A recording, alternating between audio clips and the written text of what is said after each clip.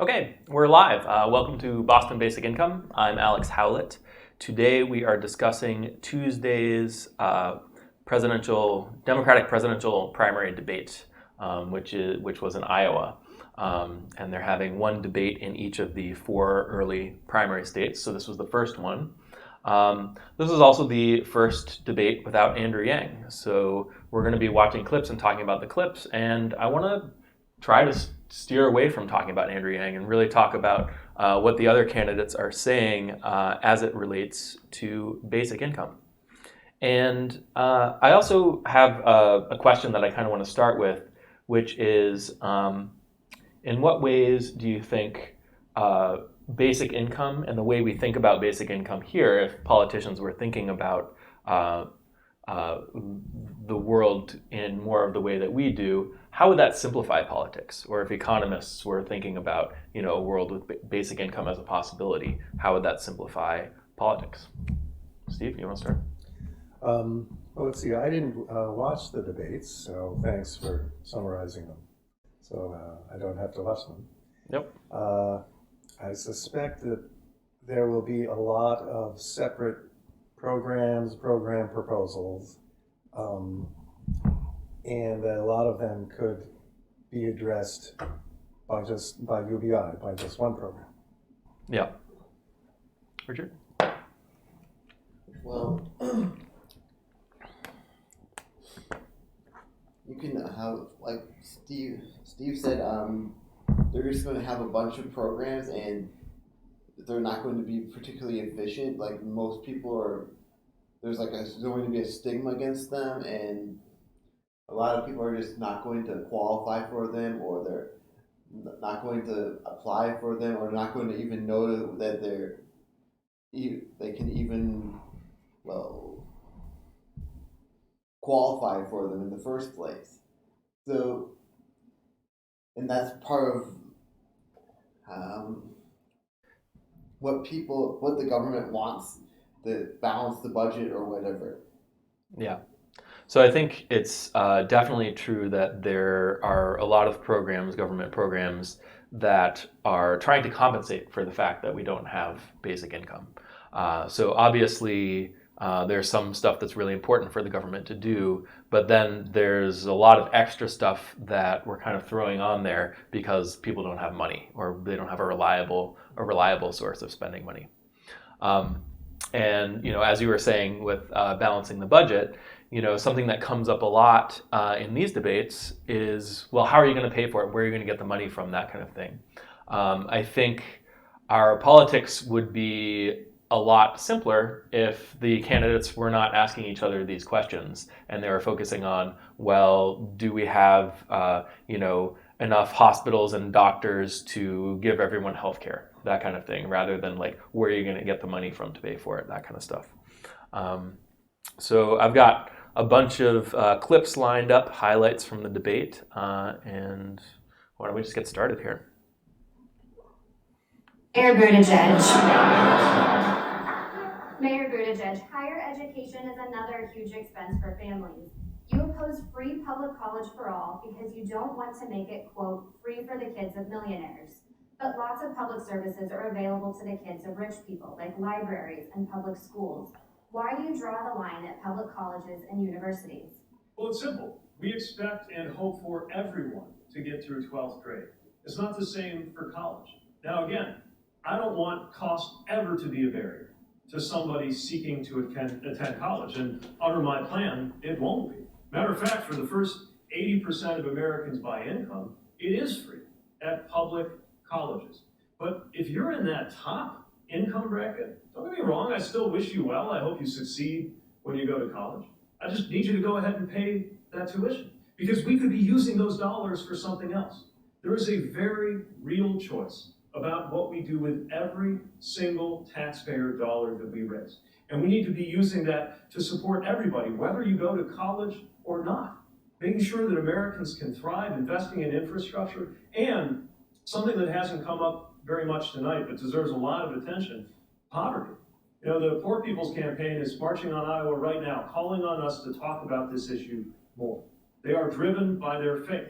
I think because even though in politics we're supposed to talk middle class, they know there's no scripture that says, as you've done unto the middle class, so you've done unto me. We got to be making sure that we target our tax dollars where they will make the biggest difference. And I don't think subsidizing the children of millionaires and billionaires to pay absolutely zero in tuition at public colleges is the best use of those scarce taxpayer dollars. Yeah, so definitely scarce taxpayer dollars.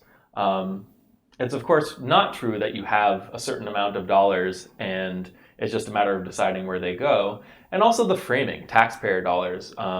Just this idea that the government's money comes from taxpayers, that they took it from the taxpayers or the taxpayers paid for it or something like that. I think if we don't have that kind of thinking, that's a big simplification that can happen.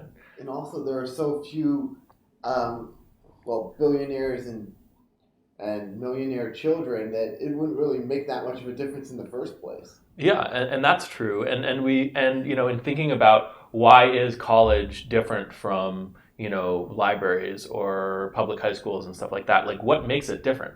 What makes it different is that we don't have the resources to send everyone to college. We don't have enough colleges. We don't have enough college classrooms. Enough, we maybe could invest in that and expand that if that's the way we want to do our education. But it's not about the money, right? There's something that's fundamentally constraining how many people we can send to college in our country. And also, millionaire and billionaire children, they probably don't want to go to public colleges. They want to go to like Harvard or Yale or something in the first place. Yeah, and they can afford to. And I think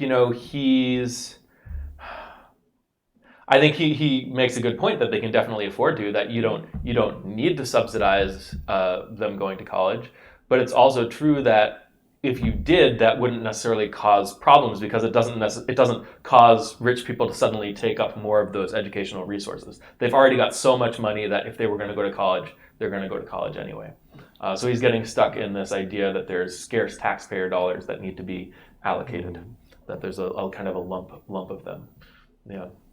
Well, no candidate from any party has pointed out that since the government is printing the money, the government debt doesn't matter. Yes. But for, I don't know, a couple of decades now, both parties have acted like the government debt doesn't matter. So it might be that they know that, but nobody can come out and say it. Yeah. I think it's because people have this mindset that the government is like a household, that you can only have so much money, and so it's the amount, it's how much you work for or whatever, and that if you borrow, like for a credit card or something, it's really expensive, and that you don't want to do that because there's like a stigma against it. And yeah, I mean, not just a stigma, but there's this idea that if we borrow too much, we'll force the country to go bankrupt or something like that. And I think on some level we do know it, but it's more of a feeling out policy as we go. It's like, oh, we have to run deficits right now because this is what's going to keep things going right now.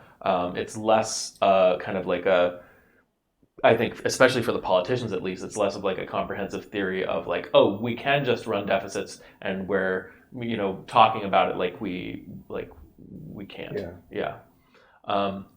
I think maybe, and we'll see Bernie Sanders a little bit up here. I think maybe he thinks about it that way a little bit less.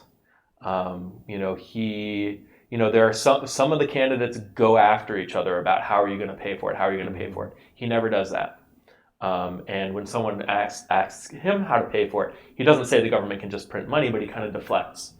Okay. And I think this makes sense because his chief economic advisor is Stephanie Kelton, who's an MMT economist. Yeah. So it's interesting to watch him talk about it because he doesn't seem to be as concerned with matching up the dollars and all of that. Yeah. Yep. Okay. You ready for the next one? Mm-hmm. So, Laura. Oh, I just wanted to say I like that he mentioned poverty. because we talk a lot about the middle class and the working class and workers and that kind of stuff. But when we do that, we're leaving out a lot of people who really do need the support of government and the support of institutions. Poor people who aren't working, right? The lower class, right? Yeah. So I think that's something to keep in mind, because a lot of them, like he's going to say workers a lot too, but a lot of them are like people who worked for what they got, or people who are working hard don't deserve to be poor, that kind of thing. But it's really I like that the Poor People's Campaign is coming out and saying, hey, we need to talk about poverty. Like this is more fundamental. There's going to be a Poor People's Campaign in like a rally or whatever in Western Massachusetts. Oh yeah. It's either it was there or it's going to be there. I'm not really sure. Okay. Cool. Yeah. So I don't know. Maybe groups like that can help steer the conversation gently away from some of the labor emphasis. So here we go. The way I think we need to do this is we need a wealth tax in America. We need to ask people with fortunes above $50 million to pay more. And that means that the lowliest millionaire that I would tax under this wealth tax would be paying about $19 million in the first year in taxes. If he wants to send his kid to public university, then I'm okay with that. Because what we really need to talk about is the bigger economic picture here. We need to be willing to put a wealth tax in place, to ask those giant corporations that are not paying to pay, because that's how we build an economy, and for those who want to talk about it, bring down the national debt. You do universal child care, and you got a lot of mamas who can go to work, a lot of mamas who can finish their education. We make that investment in universal college. We've got Thank you, Senator. Senator Klobuchar. Education. Yeah. So, if, like the question I asked at the beginning, if we're not worrying about getting the money from somewhere, like 92% of what you said is completely irrelevant. Like wealth tax, that's not going to allow the government to spend more money because it doesn't free up any resources. If anything, it would change market incentives and maybe make the economy less productive, so there are fewer resources available to allocate. And there are plenty of ways to game the system. Like if you have $100 million or $99 million or whatever, you can just divorce and then split it between the two of you and still live together or something like that. Yeah, it's even if you had a way to enforce it perfectly, I've heard proposals like someone suggested once, if you have an asset and you say it's worth a certain amount, then the government is allowed to buy it from you for that price at any time. Oh, okay. So you wouldn't want to undervalue it, because then the government could come and take it, and so. But I think that stuff seems kind of tricky, and assets can, the value depending on the asset, different ones can change in value all the time, and even assigning a value to something can be very difficult if it's not like a standard fungible liquid asset in a deep market, that kind of thing, right? Yeah. And I've also heard you can renounce your citizenship if U.S. citizenship isn't really worth it to you, and you can just go to Switzerland or something like that. Yeah. So there are lots of ways to be not wealthy, and some of them actually don't require you to sacrifice any of your material wealth. It's just about not being wealthy in the eyes of the system. I do think the only real criticism, the only way to for an American to gain the wealth tax is to move abroad, to renounce his citizenship. The other problems of gaming the system, I don't think they only apply to poor wealthy people, not rich wealthy people. I don't think that Jeff Bezos, with his $150 billion, there's no amount of accounting tricks that he can do to not look rich. I also think that the wealth tax, I've heard that the wealth tax has been attempted, but then canceled in Europe. But I don't, and maybe it's been attempted and canceled in America. But I don't think we've ever had 150 billionaire. We haven't had that problem ever before, Yes. where people get so rich that it's sort of beyond imagination. They're they're buying Hawaiian Islands, they're buying elections, they're destroying the economies of weak nations. I think we're at 150 billion. We're getting to real power, Yeah. and for reasons of concentrated power, I think that the wealth tax is worth pursuing. For reasons of the government getting some money to redistribute it, yeah, I don't think Right. I don't think that's the main point of the wealth tax. In fact, if Jeff Bezos just Bezos,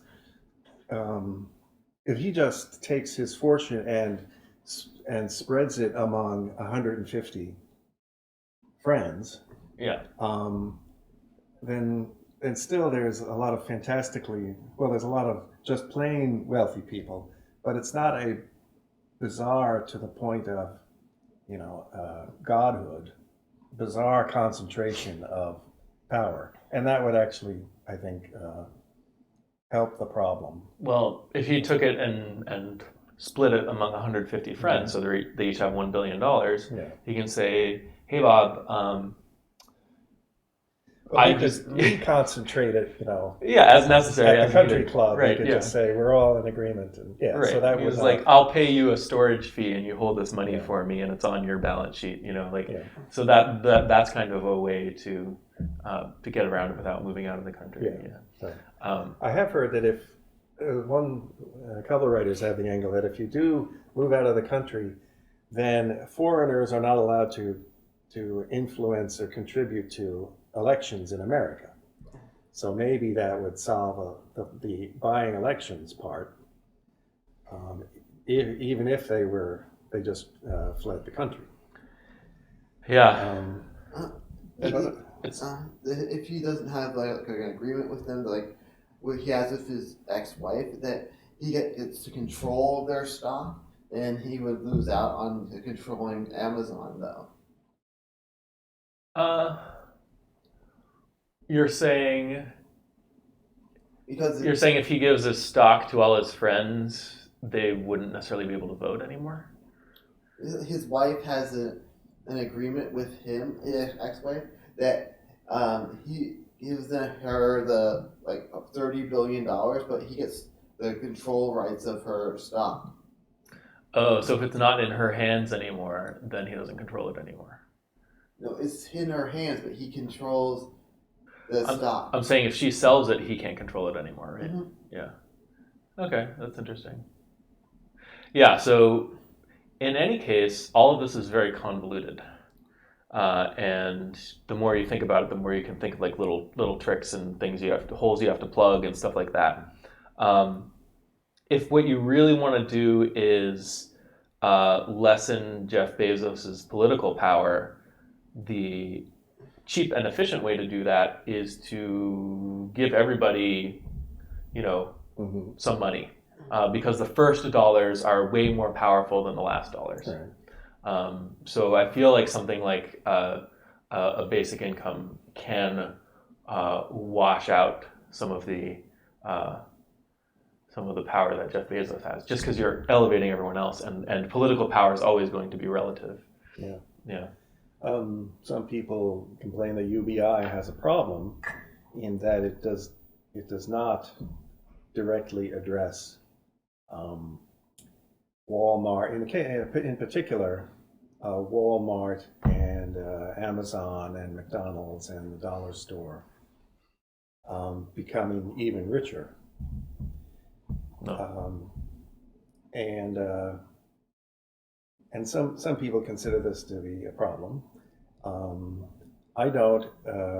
I just consider it to be, capitalism working and now working even better for poor people, except for bizarre concentrations of wealth. Yeah, and if you have if if all of your economy is depending on these kind of like very concentrated, institutions or companies, then you have these kind of single points of failure. Where if Amazon fails, what do we do? If Google fails, what do we do? Right. So a question we can ask is, at what point do the companies get so big, and do we become so reliant on them that They're too big to fail.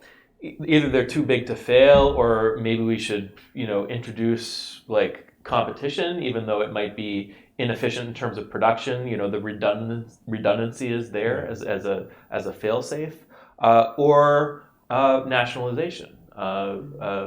Too big to fail basically is like a back door into now the government is backing you up, right? So yeah. So yeah, the wealth tax. I'm trying to think about what she said that would still be meaningful in a world with basic income. What's the other 8%? So I think providing people with childcare so they can have jobs.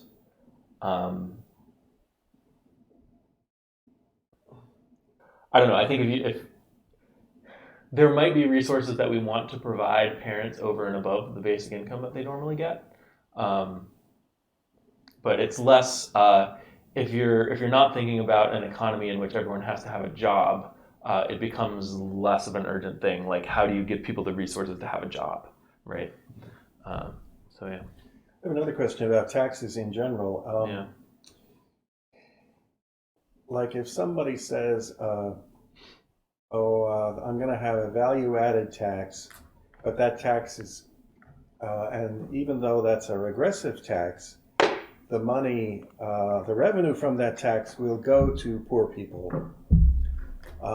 So it's the poor people will be paying the sales tax to themselves, so it's not so regressive. But if you what if you don't have taxes? Then how do you know who's rich or whatever? What? If you don't have taxes, how do you know who's rich or poor? If you don't have income taxes, you mean? Or taxes in general? Because they're not. I mean, you still because you're not taking stock of people's wealth at the end of the year, that kind of thing. I mean, we still have. Obviously, this is a very tricky thing, like we were talking about with the wealth tax. But you can still, even if you don't know who's rich and who's poor, you can know that poor people tend to spend a higher proportion of their income. But you don't know what their income is, so how do you know if it's a higher proportion? You don't necessarily know who they are, but you know that the people who are poorer are spending a higher proportion of their income on consumer goods and services, right? Or you can do like a proxy, like they do with Give Directly in Kenya, with who has a thatched roof and who has a tin roof or whatever. Yeah, I guess in order for to answer this question, you don't need to know who's rich and who's poor, right? The question about the value-added tax. I'm actually asking about. I think the term is earmarking certain revenue earmarked to go to a particular place out, rather than just pooling all the taxes. So I think it's useful. There's two aspects. We did a discussion on value-added tax at one point, but it's important to distinguish the effects of value-added tax, at the level of an individual good or an individual region within a monetary zone versus a value-added tax at the level of the whole country. Because if it's at the level of the whole country, then depending on what monetary policy does, it might not raise consumer prices, right? Because they might want to keep the price level stable. Right, but I'm asking about taxes in general. For instance, if it would sound politically better if somebody said, there'll be a wealth tax, but the revenue from the wealth tax will only go to medical care. I see. Mm-hmm. And then there can be this whole political thing about, the billionaires are paying for the medical care. And the billionaires might be happier paying for the medical care than the billionaires paying for the new nuclear bombs or something. So, okay, let's go back to the example of a value-added tax. Let's say we're doing it at the level of a city to fund a city-level basic income. So the city doesn't have enough credit to really be a currency issuer itself. It can borrow a little bit, but not as much as the United States government would be able to. So they implement a value-added tax, and they have to get that money in order to fund the basic income. Like, they won't have the basic income without it. So you can ask, is the combined effect going to be regressive or progressive or somewhere in between? So one way I like to think about basic income is that there's a natural level of basic income that the economy can handle. And then any reduction in that basic income is equivalent to a head tax. So a head tax or a poll tax is just a tax on everyone that you pay for being a person in the city, who lives in the city, right? So that's one of the most regressive taxes you could have. And that's more regressive than something like a value-added tax would be. So what you're doing when you're implementing a value-added tax and paying out a basic income is you are swapping in a less regressive tax and swapping out a more regressive poll tax. It's equivalent to that. Yeah.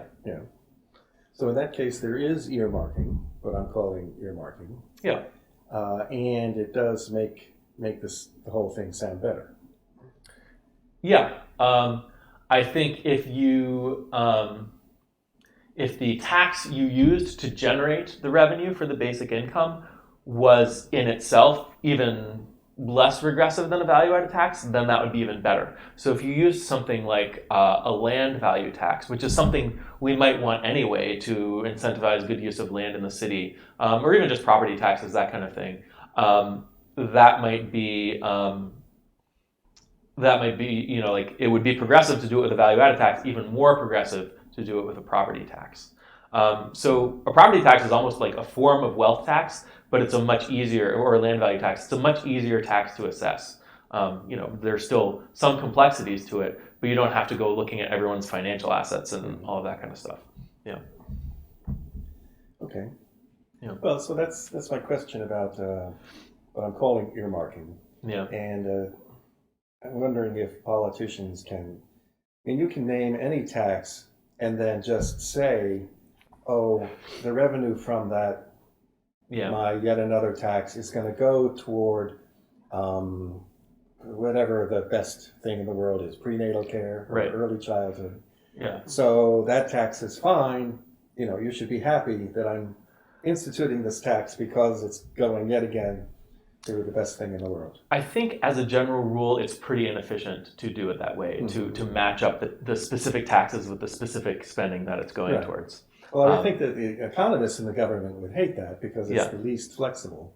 Yeah, and even to get the most efficiency or the most progressiveness on your taxing end, you want to start by taxing in the most progressive ways or the most beneficial ways to the economy, and you just want to kind of go down the list to the next taxes, and then on the spending end, you want to spend in the best ways possible and just go up the list, start with the most effective spending, right? So you wouldn't. So lining them up, so matching them up with each other and kind of earmarking them in this way, like you said, it gets in the way of that. Yeah, I agree with that. But I don't know that. For instance, I don't know that Elizabeth Warren, she was saying, wealth tax in, and then she was saying nice things out. Oh, right. As if, it's going to actually work that way, but it might be difficult and inefficient to actually make it work that way, even though it sounds nice at the time. Right. And then there are, different government spending. Some of, a lot of the taxes just go into a general fund, and then you spend out of the general fund. But then there are specific things, like you said, that are earmarked. But yeah, I would say that, if I were Elizabeth Warren, and I really felt like, there was a certain amount of wealth tax that was optimal for the economy, that was good for the economy, and if it had costs associated with it, I had programs where the benefits outweighed the costs of the wealth tax, then I would kind of, I wouldn't want to be specific like she is, like this wealth tax pays for like these specific things. And I think mostly it's just the individual programs. Partly I feel a little off-put by them because, they're kind of, some of them are compensating for lack of basic income. Yeah. that kind of thing. Yeah. Yeah, well, and I'm getting the sense that not only are there programs, too many programs going out to the people, out of, money coming out of government and to the people. There's a lot of pipes of money going out, Right. but there's also too many pipes of money coming in. Yes. And furthermore, a politician can make any pipe coming in sound good if it's going in the nice place coming out. Right. And actually, we know that a whole lot of the pipes going out are going to nuclear bombs and bureaucracy and Yes. unhappy government things. Yeah. And even matching the pipes only in terms of total volume only makes sense at the level of a city or somewhere where you're not the money issuer. Yeah. And even then, cities can borrow too, and it's a continuum. And the more pipes that go out, the more greater problem there could be with corruption or whatever.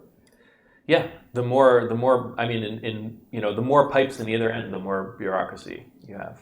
Yeah. Yeah. So each pipe has its own bureaucracy. Has its the own the ones overhead. coming in to see if the person is rich and has to pay that, or Right. is a certain kind of person and so has to pay that tax. And then going out, are they poor or otherwise a certain kind of person who deserves it going out? Right. So each pipe has its own bureaucracy. Yeah. Yep. You guys ready for the next one? Or no, I'm still on this one. Yeah, I appreciate your thoughts, Elizabeth, but I want to step back. I actually think that some of our colleagues who want free college for all aren't actually thinking big enough. I think what we have to look at is how we connect our education system with our economy. Where are our job openings and what do we need? We are going to have over 1 million openings for home healthcare workers that we don't know how to fill in the next 10 years. We are going to have open 100,000 jobs for nursing assistants. We, as my union friends know, we're going to have over 70,000 openings for electricians. We're not going to have a shortage of MBAs. We're going to have a shortage of plumbers. So when we look at that, then we step back. Where should our money go? It should go into K through 12. It should go into free 1- and 2-year degrees, like my dad got, like my sister got. Thank you, And Senator then we should Klobuchar. double the Pell Grants, because we're going to need 4-year Thank you, degrees. Senator So the Klobuchar. money Mr. goes Steyer? where it should go instead of to rich kids going to college. Mr. Steyer, as Yeah. So very much she's. I feel like this is pushing it almost in the wrong direction. She's very focused on the jobs, and it's not clear to me that we're going to have shortages of nurses or electricians or plumbers. I think if you don't have enough nurses, maybe there's a lag, because they have to be trained up. But generally speaking, you can raise the wages of nurses, then more people will want to be nurses or want to become nurses. And also nurses are coming from like Africa or Eastern Europe and things like that. Yeah, I mean, nurses could come from anywhere. A lot of them come from currently. Yeah, and I think if there's, I think she's talking about two things here. She's talking about what opportunities are we going to provide for people, and then how do we, what needs are there going to be that allow us to create those opportunities. So if you're not thinking about providing people job opportunities, I'm not sure that you would come to the conclusion that we're going to have shortages of all these different things. You can just say, oh, we'll pay more, or immigrants can come in and be plumbers, or you don't have to worry about it so much. Like the market can kind of take care of it.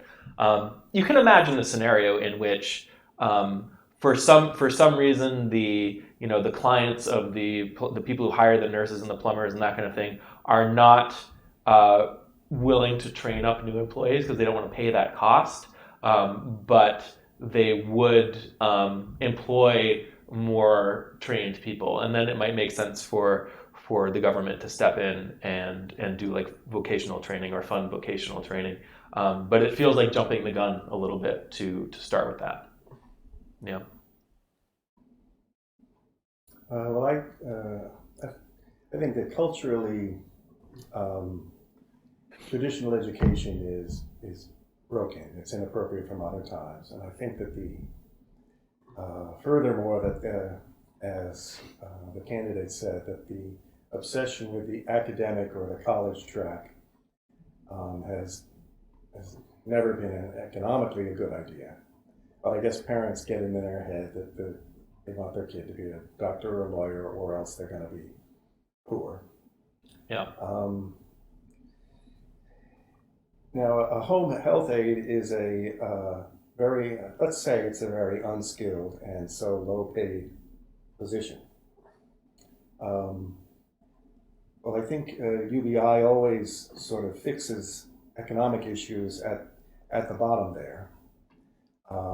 That people who want to be a home health aide, which I imagine could be sort of rewarding, will be able to be a poorly paid home health aide, but they'll have a UBI, and so they can actually have a normal life that way.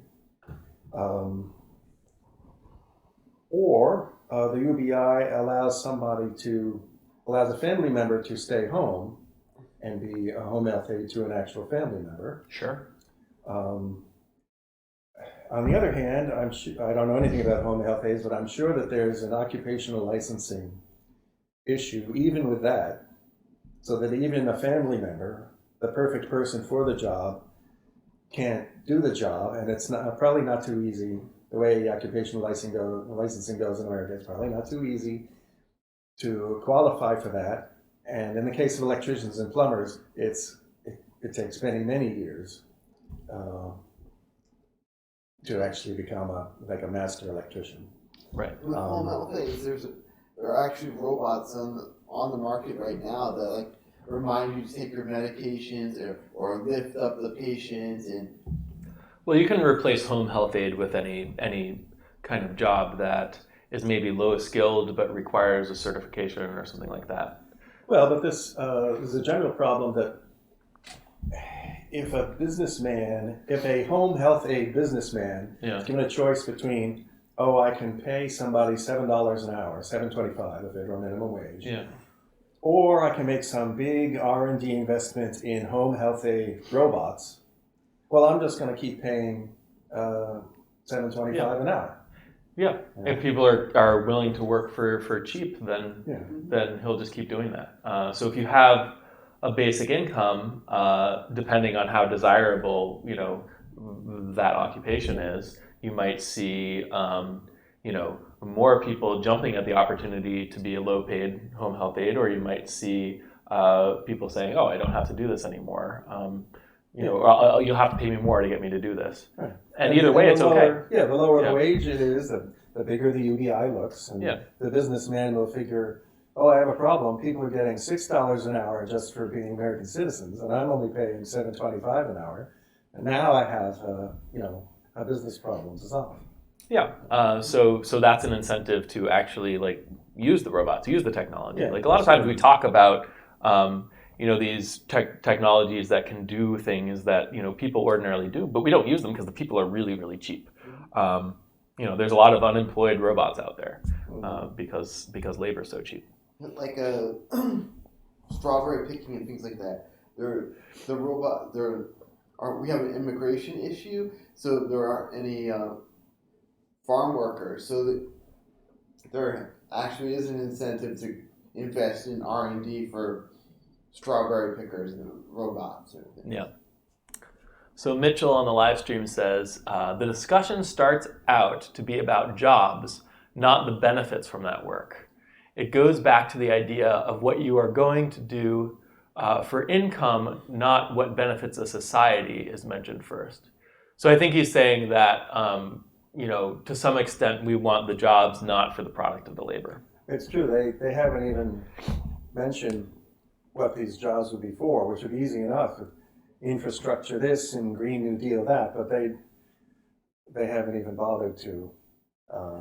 You mean listing plumbers and electricians and all that stuff? They haven't said, we need this because the nation needs the following. They just said, we need more job slots to put all our citizens in. Yeah, and I don't know what particular data Amy Klobuchar is citing. She might have some trends that she's looking at and that kind of thing.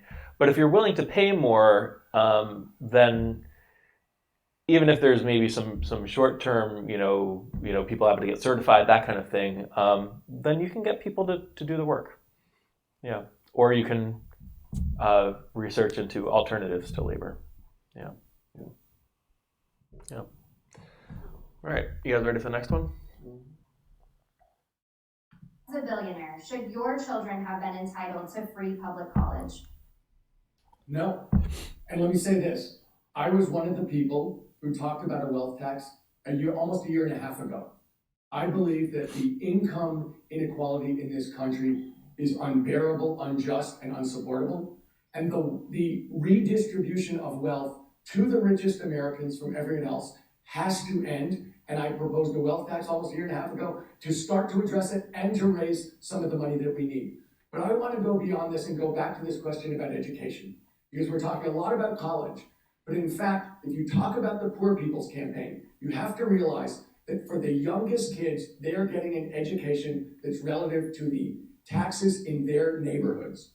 We need to redistribute money so every kid has a chance, so we're not legislating inequality for the next generation, and so we actually invest in every single kid, specifically poor kids, specifically Black kids, specifically brown kids. We need to start using the money dramatically more for that. So I think this is a good point that public education is not distributed evenly to students. Germany actually does that. It has to be within 90%, within 10% of each and every district. Every public high school or whatever has to. They don't have the issue with property taxes dictating how much funding goes to their schools. The schools, yeah. Mm-hmm. Yeah, and I think this is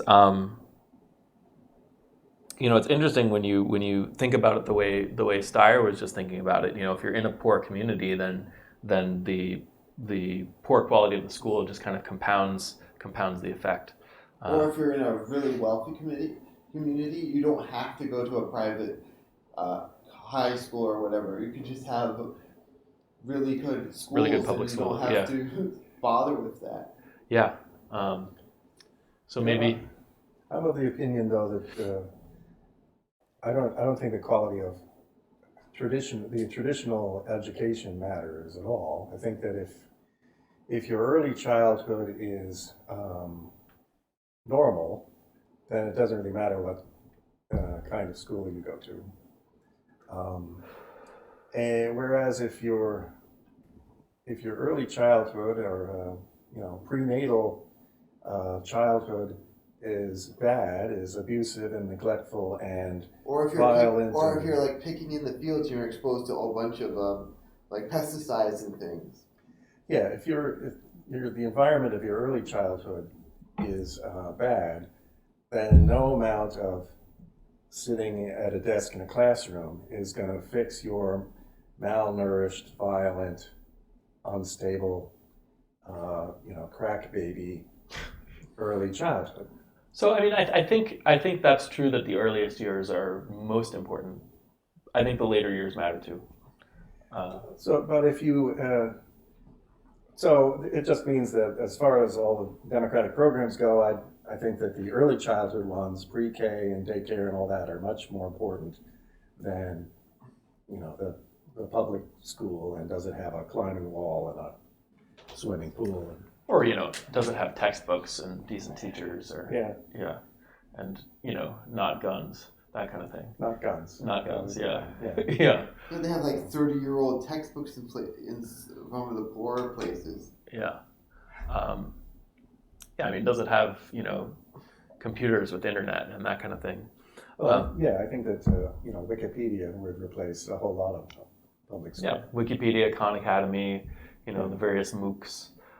So I think, I think when thinking about school, it's kind of a tricky thing because we want kids to have a really good education. But then when these guys are talking about kids having good education, they're thinking about what jobs are they going to get into. Yeah. So that's a little bit tricky. But I do think it makes sense. I don't know. Do Do you feel like you prefer a system where schools are funded by local property taxes, or what do you think?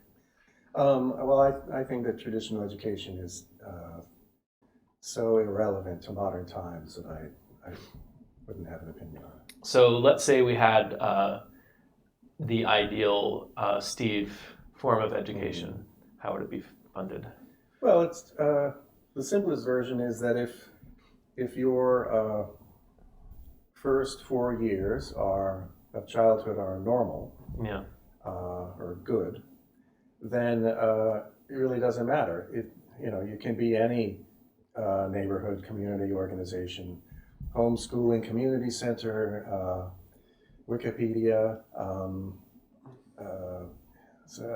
social time with other kids, teachers for when kids have questions. It can be the loosest possible situation, because normal kids are curious, academically curious, Yeah. relentlessly energetic, constantly teaching themselves the same way they taught themselves, with great difficulty, to walk and talk and all of that. If allowed to, kids will just keep doing this on their own. Yeah. I think that's probably right. And I think I bring it up because along the way, the kids from a very early age will come up with their own purposes and projects, and eventually their own meaning to their lives. And they won't be waiting for society to give them a job and tell them what their purpose is and Right. provide them with self-esteem, because they will have been living like normal, responsible, free citizens since early childhood. Okay. And also, they actually think that the Matrix downloading of programs or whatever, like Kung Fu or whatever, is possible. Well, like in the movie The Matrix. With like the neural lattice or whatever, they can Okay. actually download a program into a person's brain with that.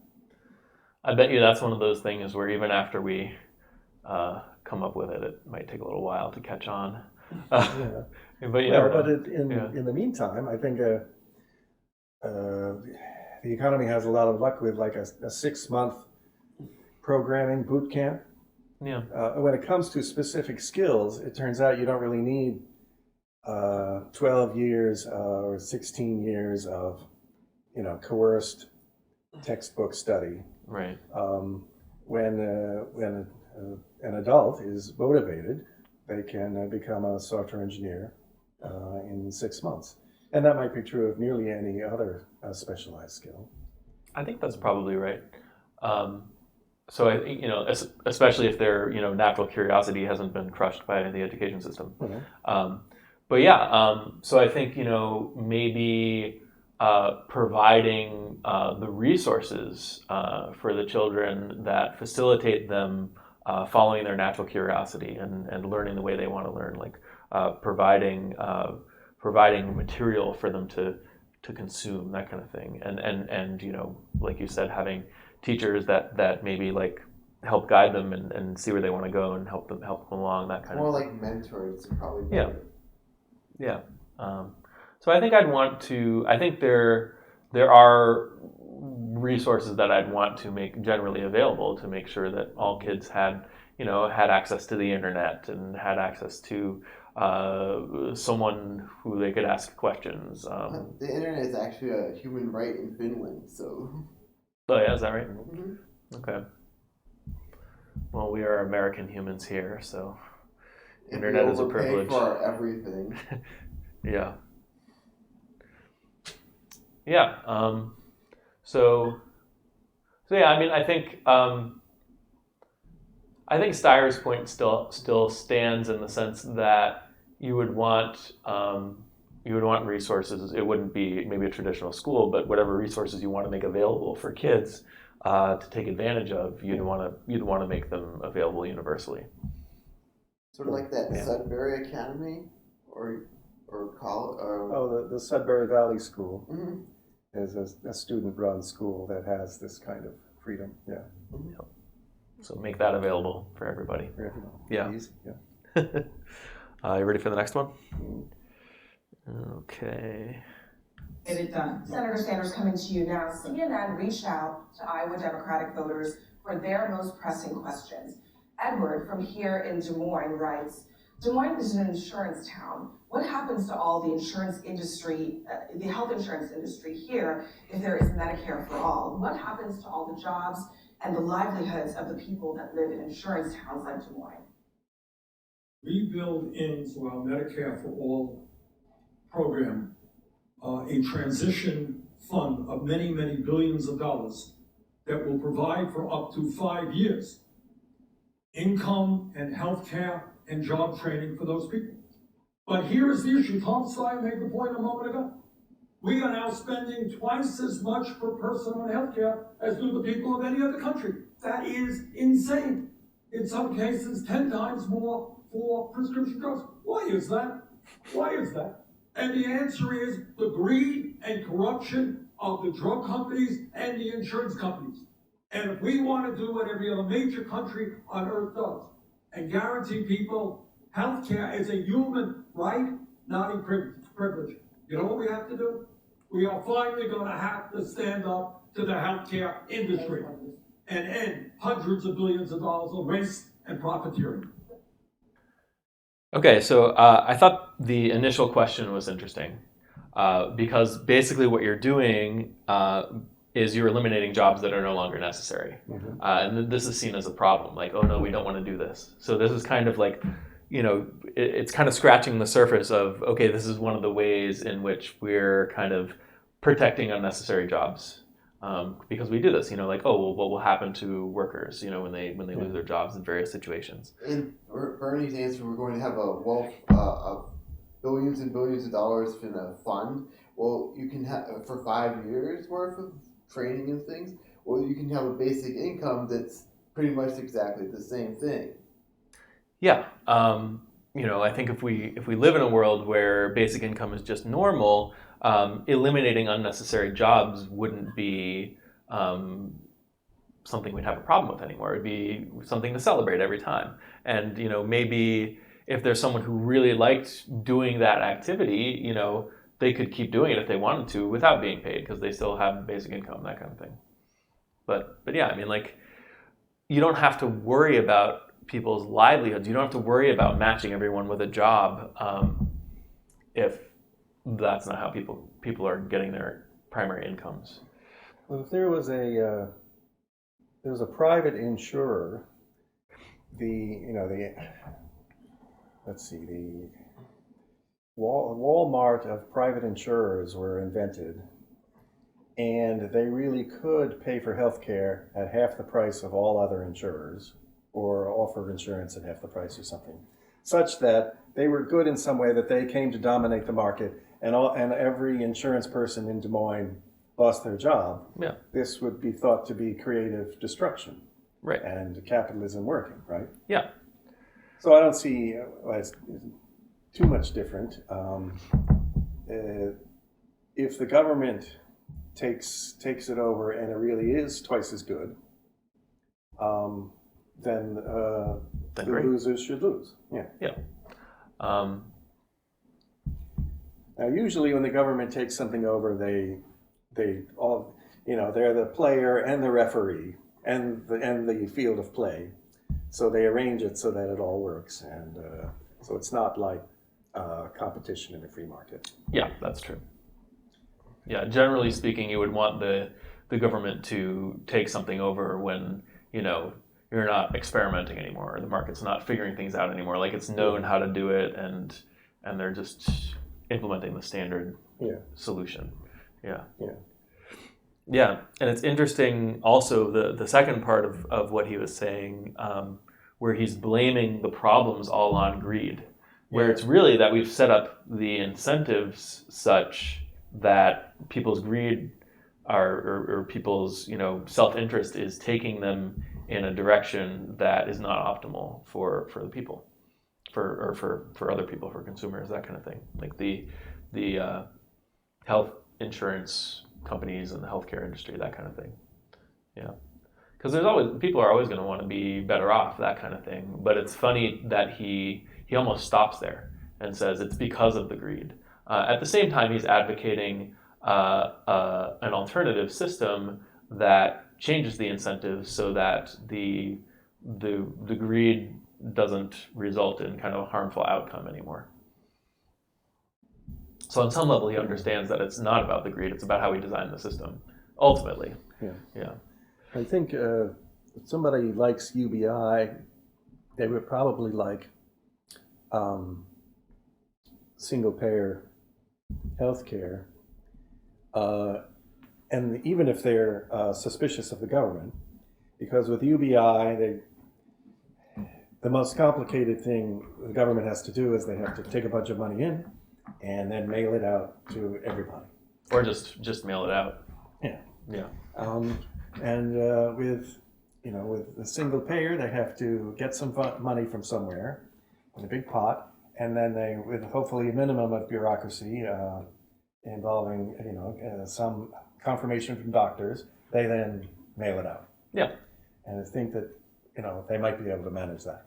Yeah, I think it would be a lot more straightforward than what we have now, with all of the different, all the insurance codes, and people are only allowed to, specialists are only allowed to look at specific, like there's all this structure that's built out. It's like it feels like a game or something that people played, or like a sport or something, and then as people were playing it, they just kept adding more rules to kind of get it to kind of work. Yeah. Like,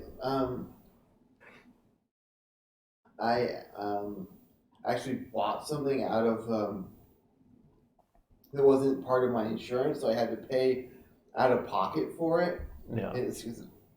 And so I had to get a reimbursement form, and I don't know how long it's going to take for that to go through. It took me like 2 weeks to get the actual reimbursement form, and it's so stupid. Yeah, and you never know for sure whether it's all going to work out, or if you're going to be stuck with some kind of really big bill or something. It's always this, I don't know, there's always this tension and anxiety with healthcare stuff. Yeah. Okay, you ready for the next one? Going on to another different topic here. Negotiated by the CEOs of large corporations. Senator Klobuchar, I'd like to behind bring you in here. Brianne, I want to hit reality here. I serve on the Agriculture Committee, and I will never forget going to Crawfordsville here in Iowa, and thank you for bringing up Iowa, Brianne, since that is where we are. And I went to this plant, and there was one worker left in that plant. That plant had been shut down because of Donald Trump's trade policies and because of what he had done to those workers with giving secret waivers to oil companies and ruining the renewable fuel standard. That worker brought out a coat rack of uniforms, and he said, "These are my friends. They don't work here anymore." And their names were embroidered on those uniforms: Derek, Mark, Salvador. And that guy started to cry. These are real people hurt by Donald Trump's trade war. So what we should do, and I support the USMCA, I am glad that these improvements were made that are supported by people like Richard Trumka and Sherrod Brown on labor and environment, and on pharma, the sweetheart deal, because I think we need a big trading bloc with North America to take on China. And the way you are stronger with China is with your allies. Yeah, so that's a pretty sad story there, and it's interesting. It's interesting that, yeah, I mean, there's always going to be winners and losers in the tariffs, and here we tend to think of job elimination as a good thing. What happened to consumers? There's no consumers in this story. Did she mention what they make? Ethanol. It was something really. It was ethanol factory or whatever. Oh, well, And that makes sense why it we was don't even need the ethanol in the first place. It's horrible for the environment. It's horrible for carbon production and reduction, whatever. Yeah, I mean, we created, what is it, the Clean Fuel Standard? Mm-hmm. We created that as a way of, as a jobs program, as a way to create jobs, primarily. And to get rid of all the extra corn that's from all the farmer jobs we created. Mm-hmm. Yeah. Yeah. So, I mean, yeah, it sucks for that guy that his friends aren't working there anymore. But also, they were doing unnecessary work, and there's something wrong with the way we think about our economy when us having to do less work is somehow a bad thing. Yeah. They also mentioned in the West Wing how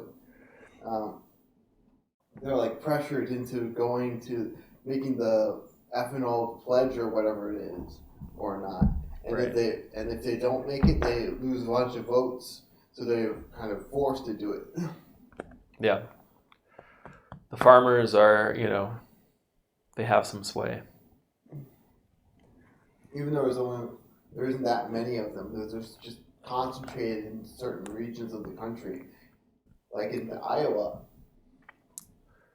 Yeah, that's true. I like that she supports the USMCA, which is basically the new version of NAFTA. It's got, I don't know if it's better than the original NAFTA. It's got more kind of labor restrictions in it, labor provisions, and it's got, more, there's a requirement for a higher percentage of the cars have to be produced domestically within, United States, Canada, Mexico, that kind of thing. Yeah. And Mitchell, yeah, is like, that's the point he was getting at earlier. We are not talking about the consumer, we're talking about workers. Yeah. And when I said at the beginning, how would our politics be simplified if we were thinking in terms of consumers, just what's best for consumers, and in a world where we're not expecting people to get their incomes from jobs and we can have a basic income? I mean, like, a lot of this stuff is just so complicated by the fact that we are using the labor market in this way. That would not, Amy Klobuchar would not have told that story, and it might have been sad for that guy, but he would still have his money, and if he wanted to quit the job, he could too, and they'd have to pay him more to stay there if they really wanted him, that kind of thing. But it strikes me just how much of all of this stuff would just kind of go away. Well, let me ask you a question about an often criticism of UBI, that the UBI is small, but the newly unemployed people were making several times the UBI. So even with the UBI, they're getting a severe, disastrous loss in pay. So there's two answers to this, or there's two parts to the answer. One part is that the UBI doesn't necessarily need to be little. Like, I always advocate calibrating it to the maximum level that the economy can sustain, and that might be, a fairly sizable amount. But even if it's only around $1,000 a month or something like that, it's not that necessarily most people would just lose their $60,000 a year job and just get the UBI money. Mm-hmm. It means that they can go to another job, that's maybe $48,000 a year, and still have the same overall total income that they had before, right? And I like to, I guess it's an interesting criticism, because what we want is we want people to get the maximum benefit from the economy, and we don't want them to do unnecessary work. So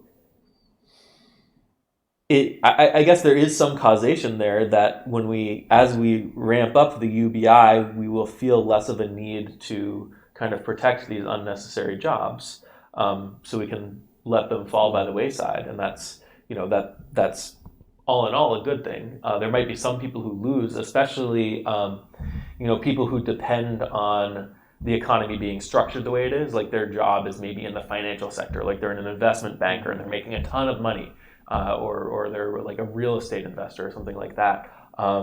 They might end up being losers under basic income. There are going to be some losers. They don't need retirement funds anymore if you have a UBI, or amounts for it. Yeah, and just interest rates, as the UBI increases, we would expect the Fed to raise interest rates. That means there's less borrowing, less lending in the financial sector. So there's less of a financial sector to manage. You don't need as many people there, and you're not going to have these speculative bubbles that people can ride and get rich off and that kind of stuff anymore. So there are losers in some sense. I mean, they're still, even though they may have lost their investment banking job, they're still in a world where nobody's poor and their retirement is assured and stuff like that. So yeah, I mean, I think there are some people who legitimately have something to fear from basic income, but I don't think, if the basic income is small, then that means the jobs probably aren't going to be eliminated as much, right? Because the basic income being small, indicates that we need to keep that incentive, the incentive for them to do that work. Okay. We'd only raise the basic income if we actually didn't need those jobs. So, obviously it's not one-to-one. One person's individual job might get eliminated and someone else's might not. But kind of in aggregate, on average, you'd expect that the higher the basic income, the more jobs we eliminate. Those two things kind of go hand in hand. So if it's small, then you're probably not eliminating as many jobs anyway. Okay, I actually didn't understand that.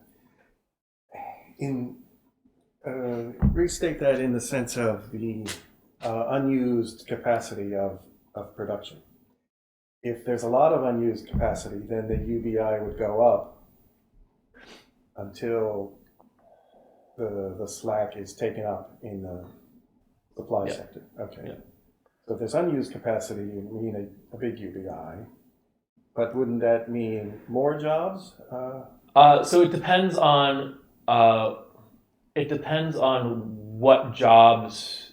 Yeah. So if there's no unused capacity and the labor market is efficient, then everyone's already employed in their jobs, and the basic income would be zero. Right. Right.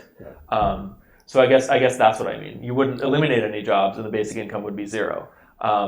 If there is unused capacity, what am I saying? That's a good point. If there is unused capacity, because we're imagining two different worlds here, and I kind of switched between them. One of them was a world with an efficient labor market, and one of them was a world where we're making up work for people to do. So if we have a policy of creating make work for people to push incomes to them, then as we ramp up the UBI, that allows us to do less and less of that. I think that's what I was getting at. Okay. Yeah. Right. Yeah. All right. Yeah. But it still might, you might end up seeing that those unnecessary make work jobs get eliminated, and maybe the labor gets activated in other ways that are actually productive, or maybe not. Maybe it's just more capital that gets activated or something like that. Yeah. Yeah. Or more robots. Yeah. That get activated. Yeah. Yeah. Yeah. Okay. Where were we?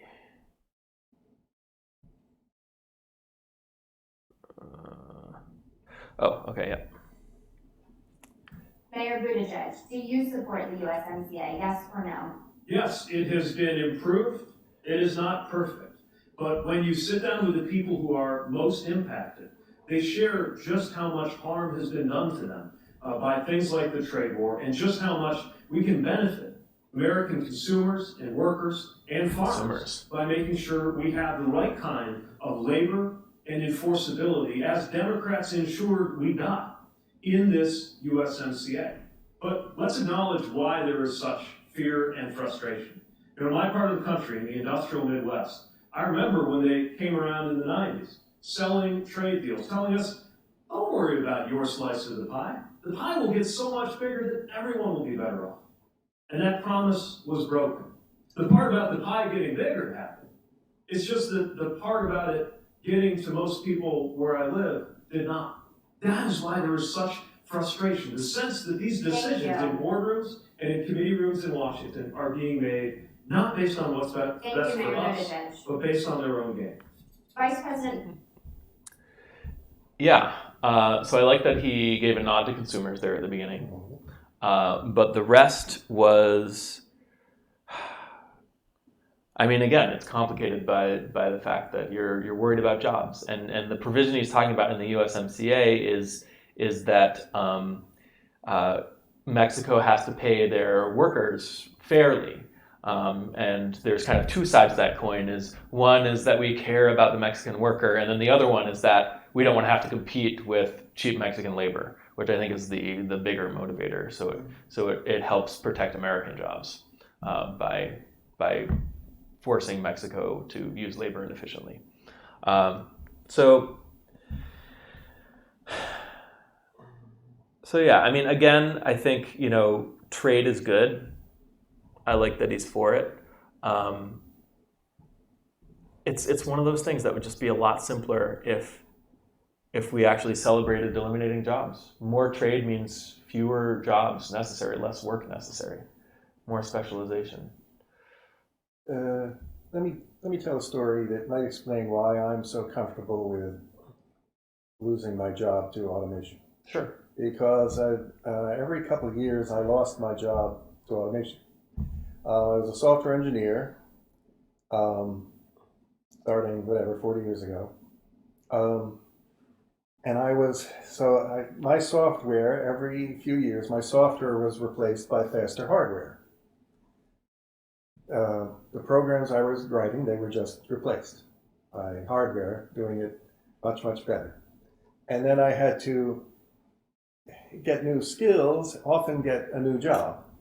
Now, maybe this is not such a big deal because I was in the software business, and even when I no longer had to do, bit level programming because hardware could do it better or whatever, there was more of the computer business, and so I kept moving, and then, and then there were high-level programming languages, and so that was better for the humans. And then the internet came along, and that was a whole new, virgin territory, and I had a couple jobs doing that. And a number of those were then replaced by, my software was replaced by off-the-shelf software, but then I just moved on to the next thing. So I don't know. On the one hand, I'm used to being replaced by computers, and having to get at least slightly different skills. On the other hand, in the computer business, there really always was new uncharted territory. Whereas if I was a truck driver, there isn't. Right. So I think that maybe that's the distinction I'm making. But I learned internet programming when I had to. They tell the truck drivers, "Oh, go learn internet programming," and I, a software engineer, was able to, and a truck driver, I don't know why we ever expected job retraining, to work that way. Yeah, I mean, if continually retraining yourself is part of your job, then it's more natural. But yeah, it's only a bad thing if people are depending on those jobs for a livelihood, right? Otherwise, it's just retirement. It never occurred to us software engineers, to unionize or somehow impede Moore's law of increasing hardware power.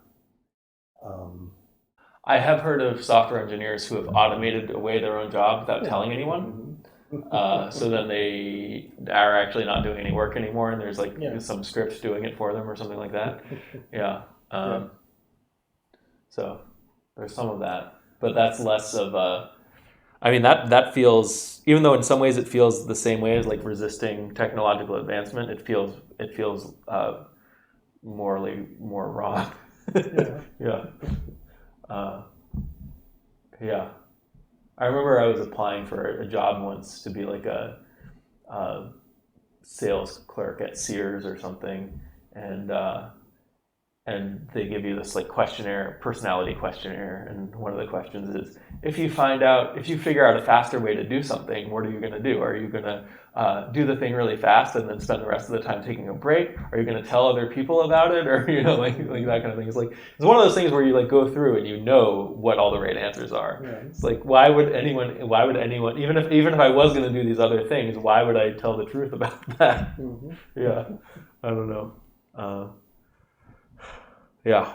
So this might be why I'm too at ease with the idea of constantly being replaced by new technology.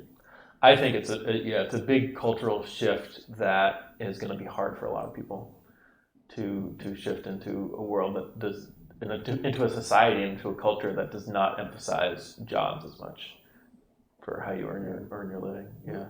It's going to be what do you do with your free time rather than what do you do for work. Yeah, or just who are you? Yeah. Now, my high school didn't have any computers.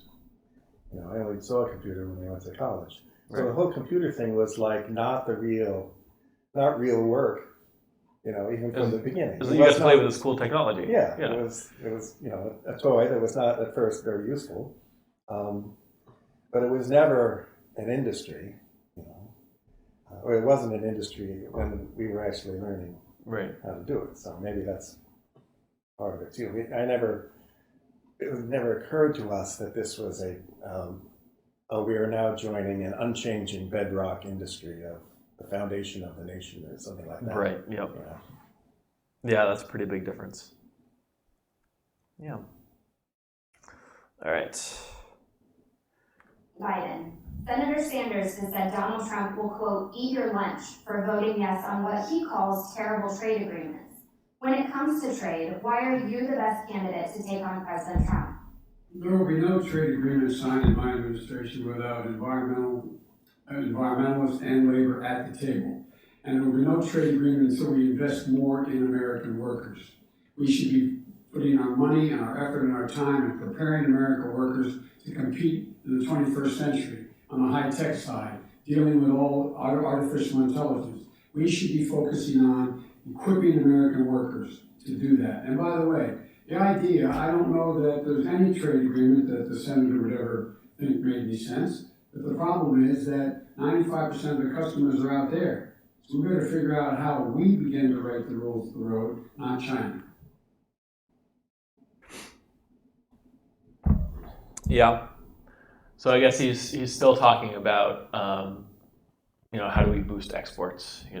Most of the customers are out there, other foreign countries want to buy our stuff, that kind of thing. He's still thinking about. Well, I shouldn't be indignant about this, I suppose. He's thinking about America and Americans as producers, primarily producers first, and Well, as an economic issue, you can always boost imports by devaluing your own currency and suppressing. That would boost exports. If you devalue your own currency. Well, that's what I mean. Yeah, you boost exports. Yeah. So boosting, like China, boosting exports does not. Well, in the case of China, it made domestic life more difficult, because they had to keep domestic spending down. Right, and they're exporting more. Yeah. But if the way people get their money is through jobs anyway, then you kind of have to. If you don't have the exports, then you're even worse off because your consumers don't have money.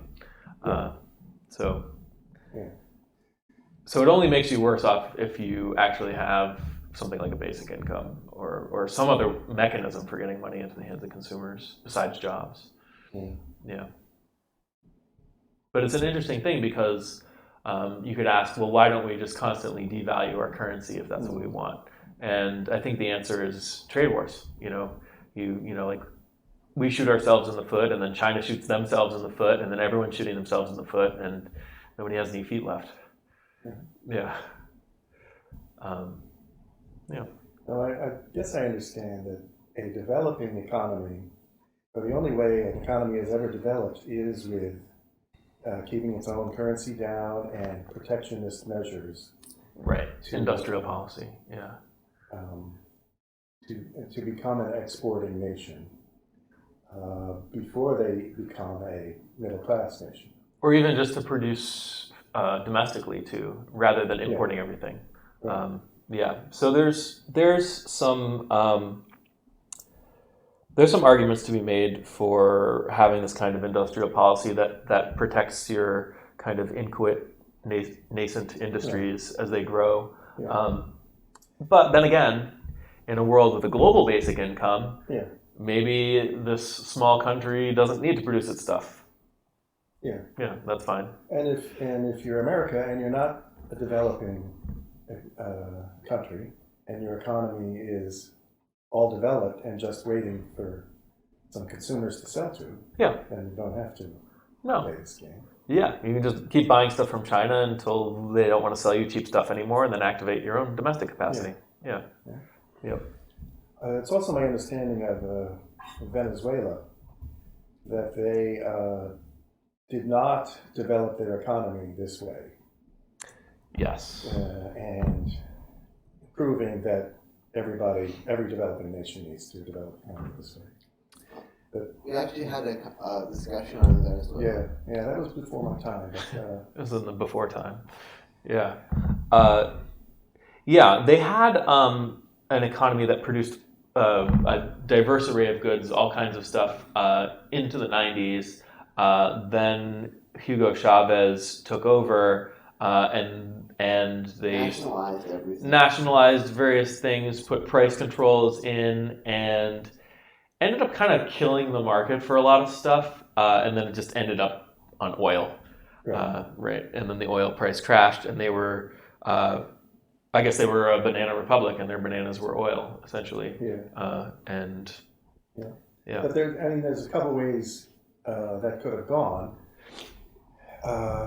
They could have been they were exporting oil. They could have devalued, kept their currency down, and created helping other industries to become exporter industries. And in any case, letting other industries develop internally. Yes. But they exactly didn't do that. They let their currency rise way up, giving a brief moment of easy living because imports were so cheap. Right. And then they were dependent on oil, the price of oil went down. And they forgot to develop anything else in their economy. And like you say, they used to at least be able to make food, and then they actually decreased. They could make their own food previously. Yes.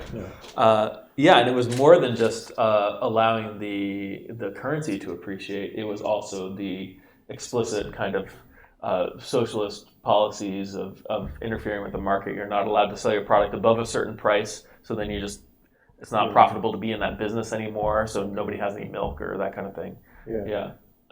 They also could have created a sovereign wealth fund with all the oil money, like with Norway or Alaska, and they could have provided a basic income to their people.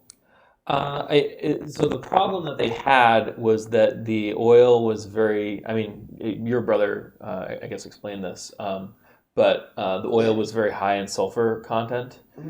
So when the price of oil went down, it was no longer profitable to refine the Venezuelan oil anymore. But they had decades of oil exports that were profitable, so they could have created the sovereign wealth fund then, like Alaska did. Yeah, I guess that's an interesting question. If Alaska had the kind of oil that Venezuela has, would they have been able to keep their permanent fund up and running? I don't know. Yeah, I mean, so I guess the question is, is your currency still worth something? Can you still buy real resources with it when your economy is no longer able to produce real products anymore? Can that be true if you have a wealth fund? I don't know. I don't know if that gets around the problem or not. I tend to look at things like sovereign wealth funds or social wealth funds as excuses for governments to spend money. Oh, we have all this money in this fund, therefore we can spend it. But it's still constrained by the real resources that are available to the economy. Like you can't buy things that the economy can't produce or that you can't import, right? If you include imports in the total amount of stuff you have access to. Like Alaska imports grapes so they can create wine, and they can't grow any grapes there. So it's, They create wine in Alaska? yes, it's really weird. That is pretty They weird. create. They got every state has its own wine industry. It's Huh. just not particularly efficient. Huh. I guess there's some people in Alaska who like to do that as a hobby, or I don't know. yeah. Huh. I don't know. I guess maybe there's some consumers out there who are like, I'm drinking Alaskan wine or something. Yeah. Yeah. I don't think I think generally speaking the sovereign wealth fund, social wealth fund doesn't really allow the basic income to be higher, except to the extent that maybe when you're putting money into it, you might not be spending that money then and there on resources, and so those resources are available later because you didn't use them up earlier. I think that's going to be the main effect if there is any effect. So, for example, during World War II, we issued a bunch of government bonds to fund the war. But what it did was it reduced people's spending because instead of buying stuff, they were buying war bonds. So then more of the resources were available for the war effort at that time.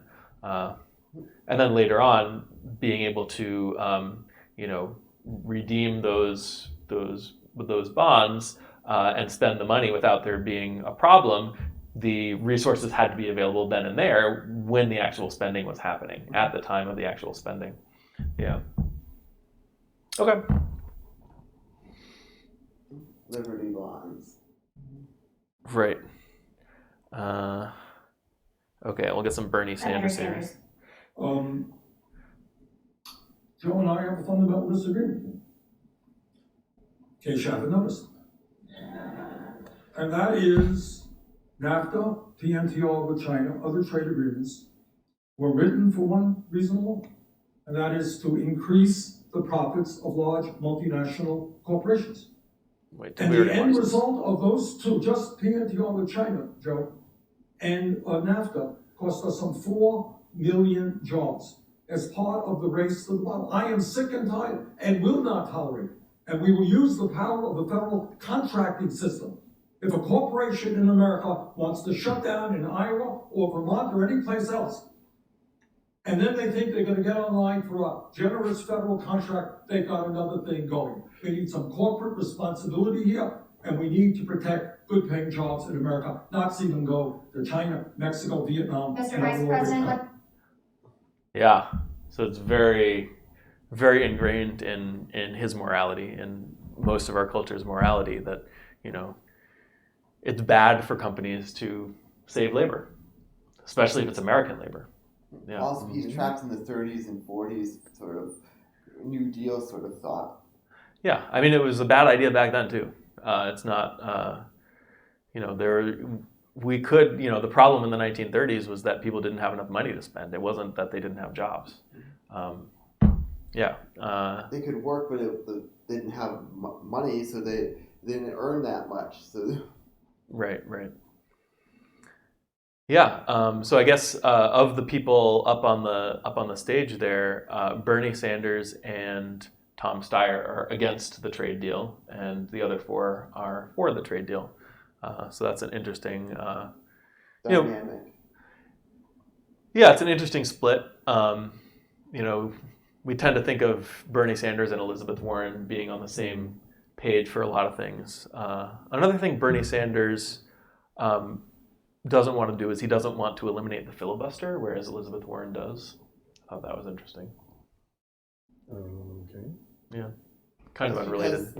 That's because when they lowered the filibuster from 66 to 60, it made it easier to approve judges, and and that's how we got all the anti-abortion judges and things. Okay, that's interesting. Yeah. Yeah, it's, am I looking for critiques? Well, am I reading about UBI? Actual socialists Yeah. are hysterically against UBI, Right. not for any reason that I've ever found interesting. Okay. I just find it interesting that when UBI is not called socialism, it's socialists hate it. Derided by socialists. Yeah. It's also derided by non-socialists, Right. which might mean that it's perfectly in the center. That's one way of looking at it. It could be off to the side too. Socialists, they're wedded to labor. Basic income, I mean, it undermines labor. There's no denying that, right? So if you've got all your chips in the labor basket, then you can't be for UBI. Yeah. Actually, Bernie was for UBI a few years ago, but then he went against it. I've heard him say like that he was open to it at times. AOC, same thing. She talked to this guy, Andres Bernal, who introduced her to modern monetary theory and the wonders of a job guarantee and how it's superior to basic income, which it's not. Yeah. I don't know. There was, this debate, it felt, I don't know, it didn't feel like people were talking about anything in the direction of UBI, really. I mean, Joe Biden mentioned AI and technology and stuff like that, and but it's really still from the perspective of how do we prepare people for the jobs of the future, that kind of thing. Mm-hmm.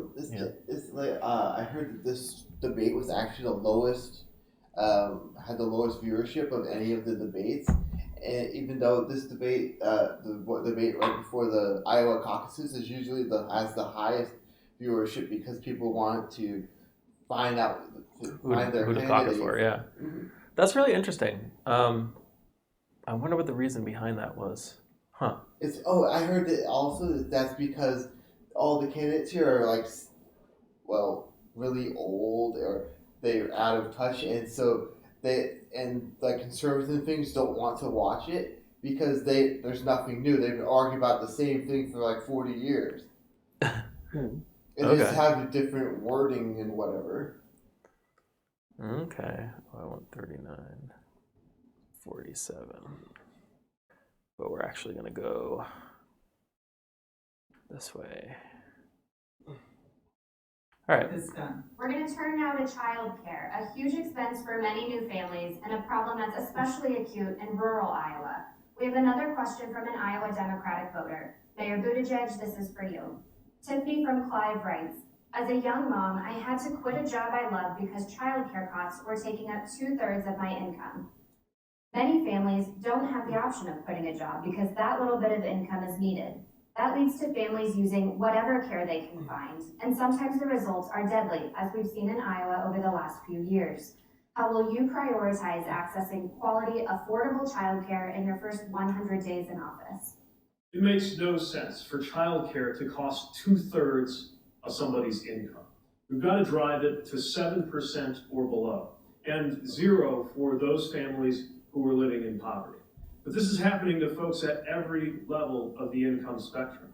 Meet professionals who sometimes say that they're working in order to be able to afford childcare in order to be able to be working.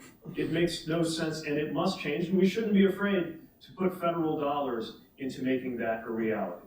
Subsidizing childcare and making sure that we're building up a workforce of people who are paid at a decent level to offer early childhood education, as well as childcare writ large.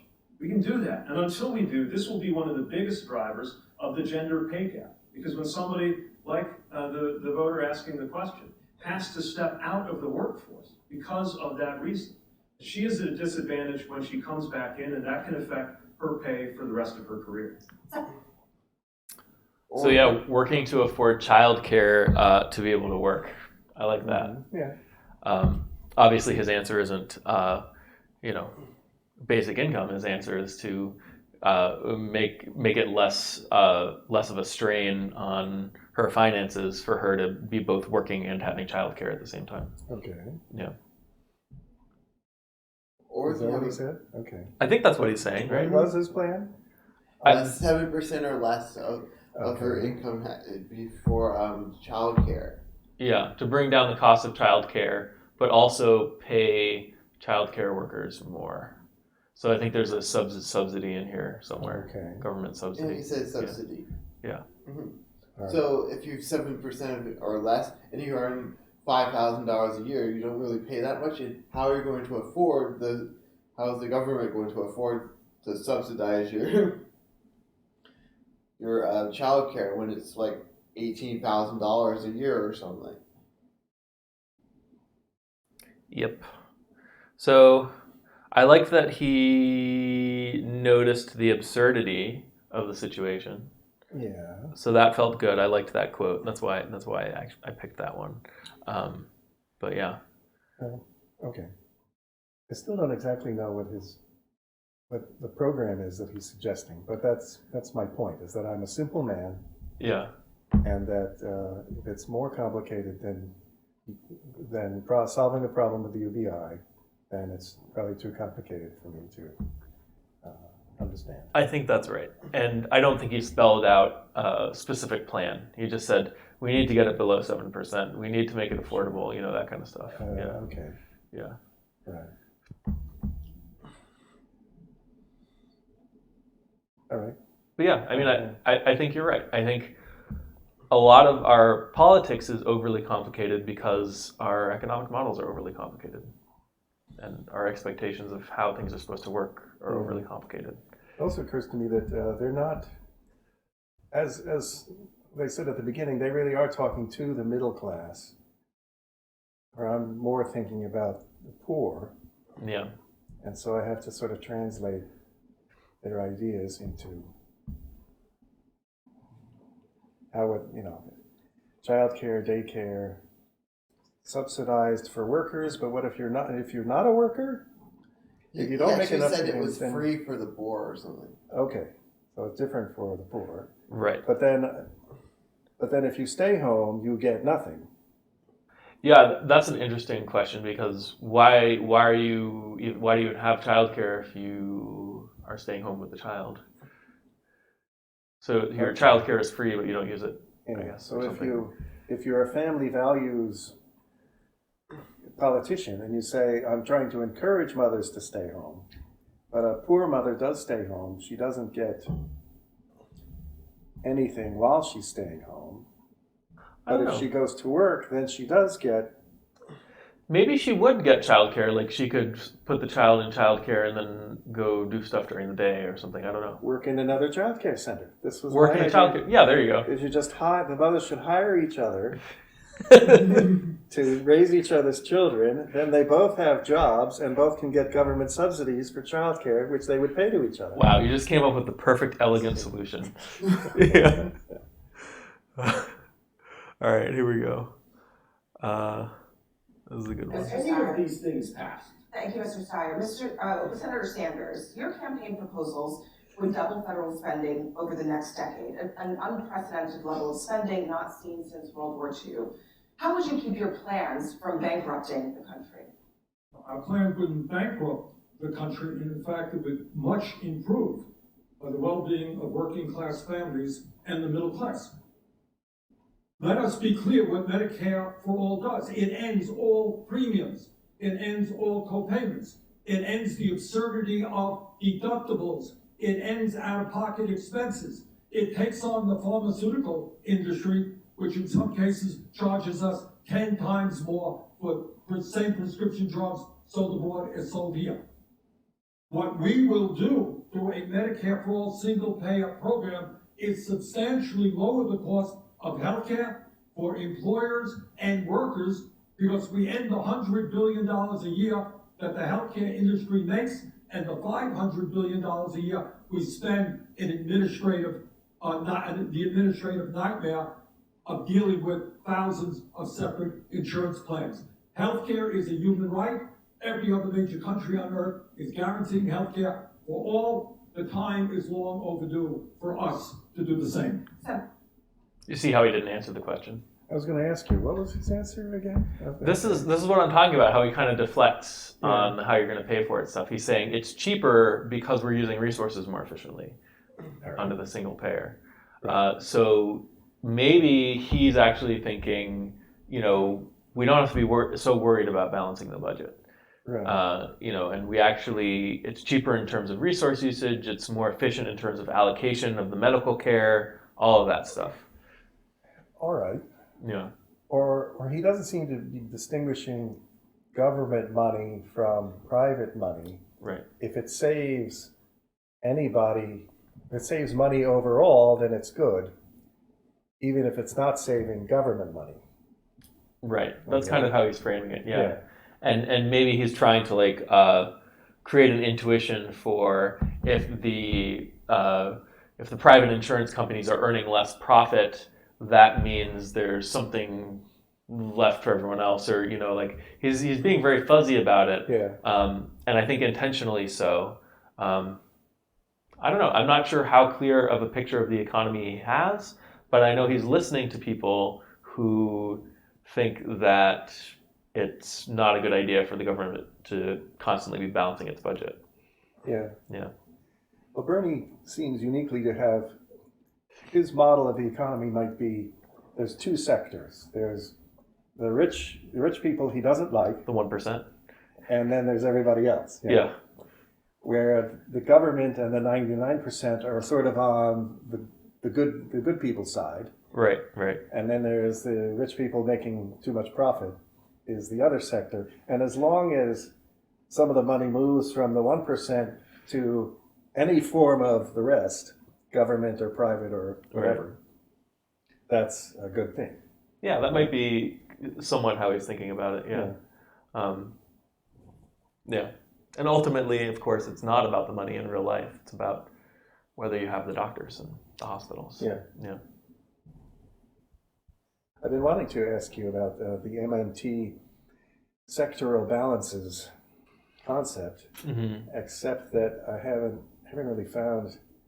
Everybody seems to be changing sectors, and now Bernie has his own two sectors, and I sort of have my own. There's sort of the poor private sector and the rich private sector. Yeah. And they interact. They're two sectors because they interact so little. Yeah, I mean, you can really draw lines anywhere to create whatever sectors you want. And then wherever you make the cut, you'll see asymmetric flows of money and goods and services. Like one of the sectors is probably going to be, one side of the cut is probably going to be in surplus and one's going to be in deficit, that kind of thing. You can do this as many times as you want all around the economy.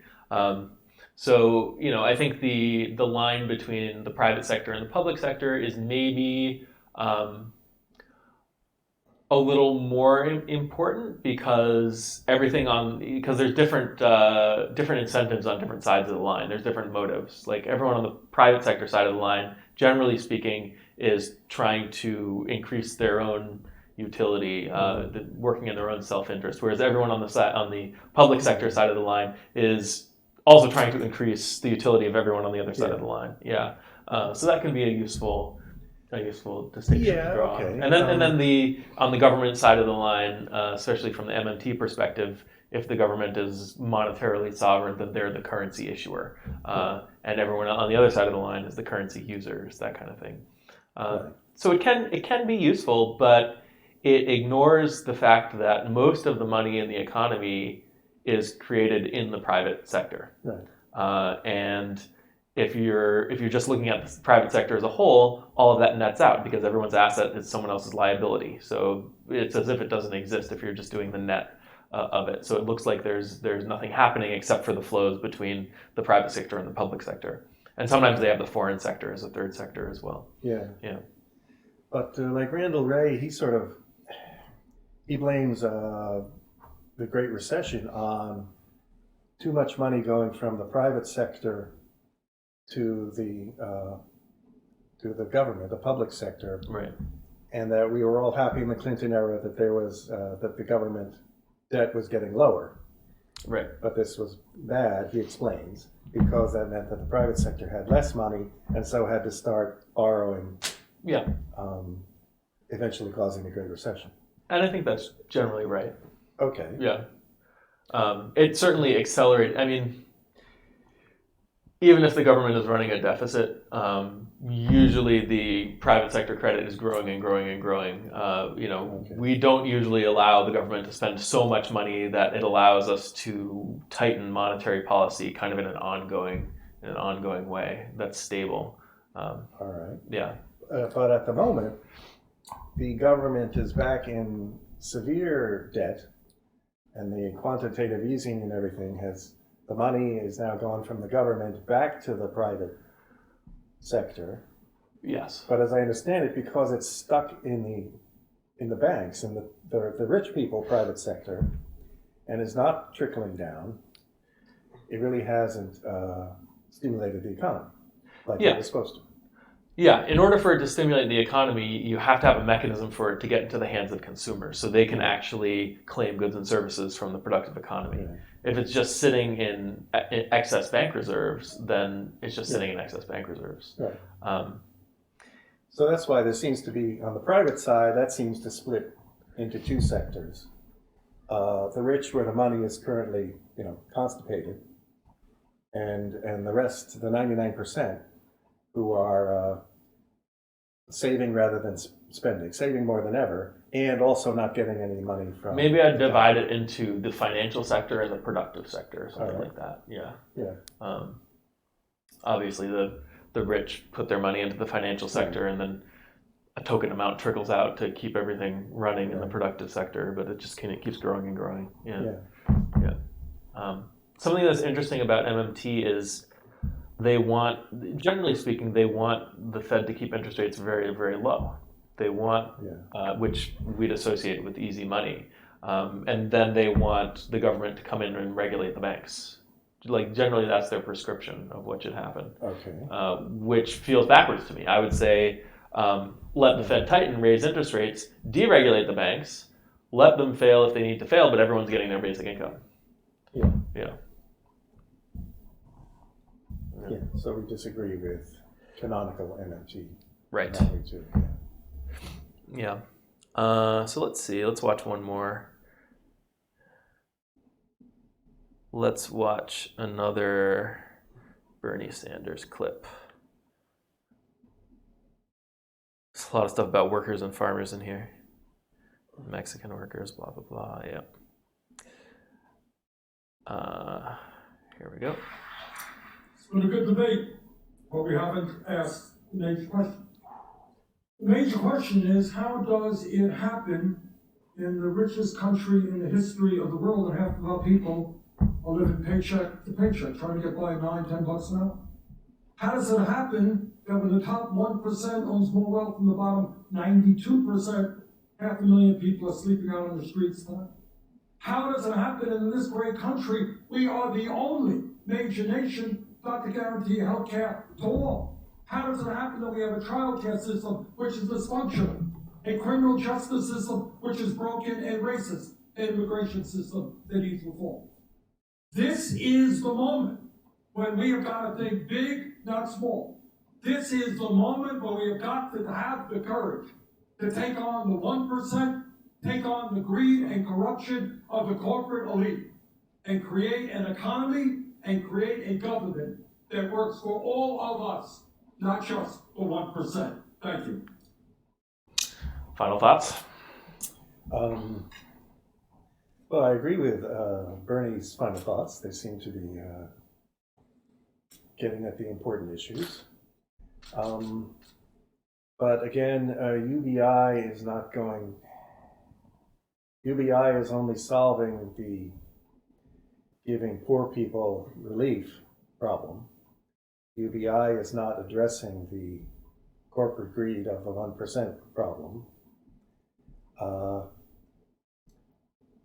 So we have to, I might have to admit that I don't consider the corporate greed of the 1% to be a problem. if they make with UBI, somebody will be making more things for poor people. And if they do that due to personal greed, then fine. Yeah.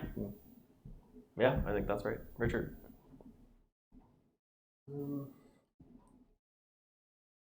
Well, he's asking the right questions, but he doesn't have the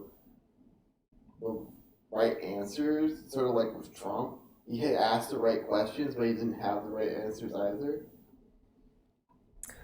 Well, I think he's asking some of the right questions. I think he's on a different level from Trump, certainly.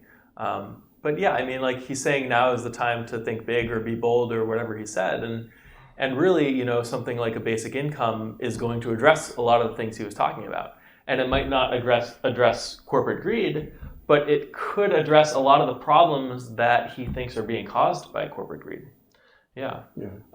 And I think I agree with you that corporate greed is not a problem. You know, if the corporations, if you have a basic income, then the way to make money is to produce things that benefit consumers. So if you're accumulating money, that means the consumers are accumulating goods and services, or consuming goods and services, and that's what you want in an economy. That's the way it's supposed to work.